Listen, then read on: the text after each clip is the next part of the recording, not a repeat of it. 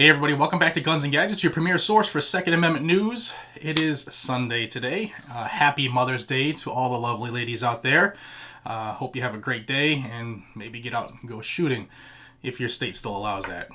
Ranges are still closed here because of communism. However, today I just wanted everybody to know that there are still a couple governors out there that are doing the right thing. Today I wanted to tell everybody about what happened in Maryland Thursday.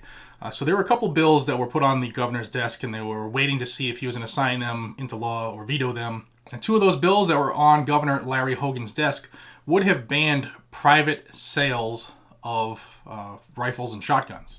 Now those bills are SB 208 and HB 4, and they would have done a lot more than that, actually. These bills not only would have criminalized transferring firearms, through private sales, but it also would have criminalized friends loaning a gun to each other or gifting one to a family member or a friend or a relative. It even would have criminalized this. Hey, we're at the range. Hey, buddy, dude, check out this new gun I have. Let's see if you like it. That would be criminal. As would, hey, we're hunting and my gun went down. Oh, don't worry about it. I have a second rifle. Here you go. That would make you a criminal as well. The other part of these bills is that they would have created a fee in which the government would make the peons put money in their palm in order to carry out these transactions. They say it was to cover the cost of paperwork.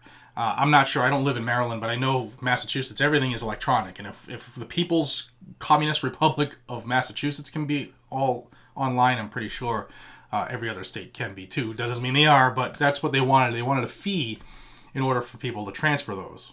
But the bigger picture is if you're at a range with somebody and you want, hey, check this gun out, that would be a transfer, and if you didn't do the transfer paperwork prior to doing that, then you guys were both criminals. Now, the governor released a letter right after he vetoed these bills, and he did call on the representatives in that state to take action. He noted that the Senate did take action on what he had recommended, but the House failed to act. But the House came up with this new gun control stuff. What the governor was asking for were three bills, and I'm going to read them so I don't screw them up. The Violent Firearm Offenders Act of 2020, the Witness Intimidation Prevention Act, and the Judicial Transparency Act.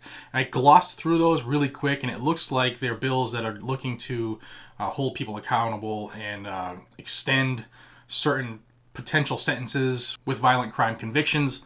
Also, stuff to do with the judiciary, because what a lot of people fail to realize is that when you have, like, Baltimore, he was talking about Baltimore in his letter, where Baltimore for 5 years has had more than 300 murders each year, and this past year was the second most violent in the history of Baltimore. Often you see people who have been arrested like 10 or 11 times for violent crimes. They've been convicted 3 times, but the legislators are concerned because those people are still out there shooting people. Well, that's because A, criminals don't follow law. That's what makes them criminal. And B, if judges keep letting people go, they're just going to continue to do what they want because they feel like they're untouchable, unstoppable, invincible. So it doesn't matter how many laws people pass, criminals will still be criminals. There's some reason I know they get it. They want to confuse the sheeple into thinking that we just need to pass more laws, and that's not the way it is. So good on you, Governor Hogan, for seeing through the smoke. If you live in Maryland, maybe reach out to the governor's office and tell him thank you. But know what your House of Representatives tried to do, and they're going to continue to try to do it. So stay on the lookout. I do have a link that is actually through the NRA ILA. If you want to thank the governor, you can go over to this link, and the NRA will forward all your information in like a kind of a cookie cutter type letter. But I'll have that down in the description if you would like to do that. But good news for Maryland. It's nice to have good news every now and then here on the channel. All right, guys and gals, until we see each other again, be safe, stay vigilant, carry a weapon, subscribe to the channel if you haven't already, if you want the Second Amendment news. Take care, everybody.